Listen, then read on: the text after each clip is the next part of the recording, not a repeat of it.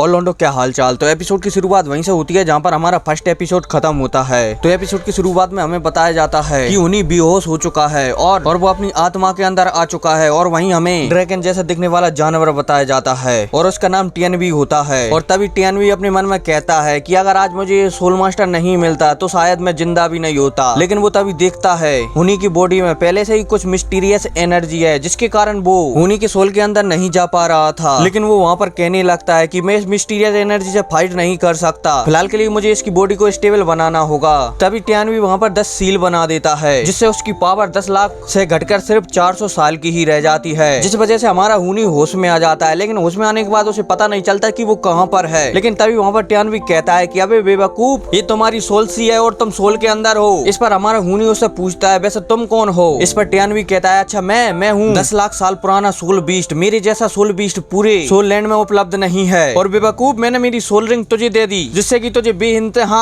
फायदा हुआ है। और सुन चपड़गंजू, आज से अब तू मुझे अपना बड़ा भाई बुलाएगा, समझ गया ना। और अब ऐसी बातें सुनकर हमारा हुनी परेशान हो जाता है और वो टीएनवी से कहता है कि तुम तो 10 लाख साल पुराने बीस्ट हो, तो मैं तुम्हारी सोल रिंग को तो एग्जॉस्ट भी नहीं कर सकता और भला तुम मुझे क्यों चुनना पसंद करोगे। तो इस बात पर टीएनवी कहता है कि अबे बेवकूफ, मैं तुझे चुनता भी नहीं, वो तो मेरे पास तुम्हारे अलावा कोई ऑप्शन उपलब्ध ही नहीं था, इसलिए मुझे मजबूरी में तुम्हें चुनना पड़ा। और इधर ऊपर देखो, मैंने अपनी पावर इन सीलों में कैद कर दी है जिस वजह से मेरी पावर सिर्फ 400 साल के बराबर रह गई है। और इसके अलावा जो मैंने तुम्हें स्प्रिट रिंग दी है ना, वो तुम्हारी पावर के साथ अपने आप बढ़ती जाएगी। और भाई टीएनवी की ऐसी बातें सुनकर हमारा लौंडा प्रसन्न हो जाता है कि भाई उसकी सोल रिंग अपने आप पावरफुल होती जाएगी उसके साथ साथ। इसके बाद टीएनवी कहता है कि यही नहीं, मैंने तुम्हें 4 स्प्रिट सोल टेक्निक भी दी है और आज से मैं तुम्हारा स्प्रिट गार्डियन भी हूँ, समझ गए ना। और सुन, हमेशा इज्जत चाहिए मुझे पूरी तरह से। और हाँ, ये नहीं कहता, ये सिर्फ मजाक कर रहा था मैं। और भाई टीएनवी की ऐसी बातें सुनकर हमारा हुनी प्रसन्न हो जाता है और वो टुकर टुकर मुर्गी की तरह अपना सर हिलाता है। लेकिन तभी टीएनवी उन्हीं से कहता है कि जो मैंने तुम्हें सोल रिंग दी है उसका तुम पूरी तरह से उपयोग नहीं कर सकते, उसका पूरी तरह से उपयोग करने के लिए तुम्हें सोल रिंग की और आवश्यकता पड़ेगी। और अब इसके बाद हमारा हुनी टीएनवी से और भी बहुत से सवाल पूछता है जिनमें से वो पूछता है कि वो सोल टेक्निक कौन कौन सी है और मैं उनका उपयोग कैसे कर सकता हूँ। इस बात पर टीएनवी कहता है कि तुम अभी के लिए उनका उपयोग नहीं कर सकते और मैं तुम्हें ये भी नहीं बता सकता कि वो टेक्निक कौन कौन सी है। फिलहाल के लिए अब तुम यहाँ से जा सकते हो क्योंकि मुझे बहुत सारी नींद आ रही है, इसलिए अब तुम यहाँ से जाओ। और टीएनवी की यह कहती ही वहाँ पर नीचे क्रैक आ जाते हैं और हमारा लौंडा वहाँ से बाहर निकल आता है। और वहीं सीन शिफ्ट होता है और हम दूसरी ओर देखते हैं कि बीबी और टेंगिया को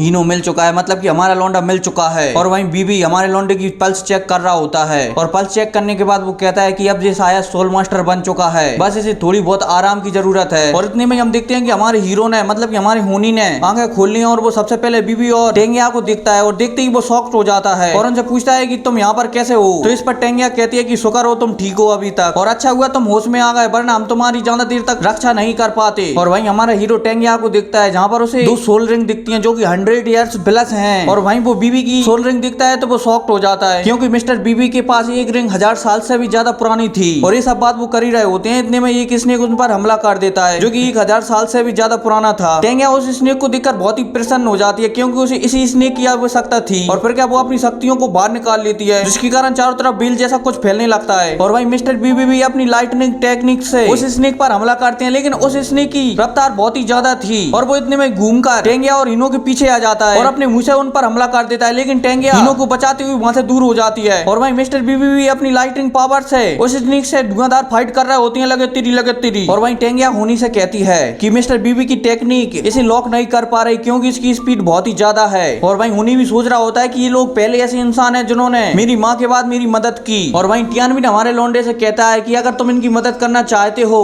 स्प्रिट डिटेक्शन टेक्निक का उपयोग करो, और इस टेक्निक को मैंने पहले से ही तुम्हारे दिमाग के अंदर डाल दिया है। इसके बाद हमारा हुनी उस टेक्निक का उपयोग करने लगता है और साथ ही साथ वो उस टेक्निक को मिस्टर बीबी और टेंगिया के साथ भी शेयर करता है जिस वजह से उनके आसपास की सभी चीजें धीमी हो जाती हैं। और तो और वो वहाँ पर एक उड़ता हुआ मच्छर भी देख सकता है। और इसी मौके का फायदा उठाकर मिस्टर बीबी अपनी लाइटनिंग स्पीड से उस स्नेक पर हमला कर देते हैं और इधर टेंगिया भी मौके पर चौका मारती है और उस स्नेक को मार डालती है। और फिर इसके बाद टेंगिया उस सोल रिंग को एग्जॉस्ट करने लगती है। अब इसके बाद मिस्टर बीबी होनी से कहता है कि टेंगिया को इस सोल रिंग की बहुत ही ज्यादा आवश्यकता थी क्योंकि उसे लेवल 30 का ब्रेक थ्रू करना था। वो जाकर तुम्हें बहुत बहुत शुक्रिया अदा करेगी। इस पर होनी भी कहने लगता है कि शुक्रिया की कोई जरूरत नहीं क्योंकि तुमने भी मेरी बहुत सारी मदद की है।